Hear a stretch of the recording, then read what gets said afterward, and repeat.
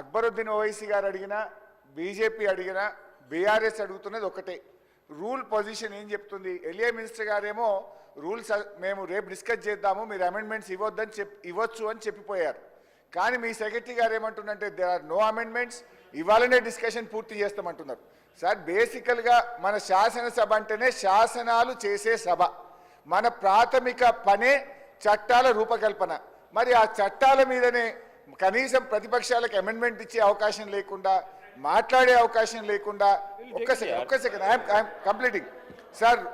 Rules book rule number 99 provided further that no such motion shall be made until after copies of the bill have been made available for the use of members, and that any member may object to any such motion being made unless copies of the bill have been so made available for 2 days before the day on which the motion is made.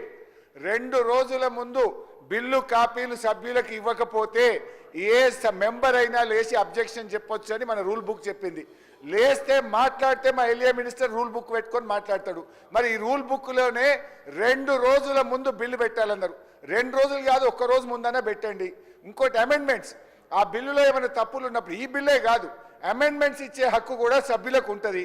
దాని మీద మీరు ruling ఇవ్వండి అని మేము point of order చెప్తే మీరు ఏం చెప్పరు, ఎల్ఏ మినిస్టర్ గారు ఏం చెప్పరు. ఇవి మీరు బుల్డోజ్ చేస్తాము, మా ఇష్టం చేస్తామంటే మేము వెళ్ళిపోతాం. మరిగా సభలో ఉండము. రూల్ ఫాలో గారా, బుక్ ఫాలో గారా మీరు? What is this?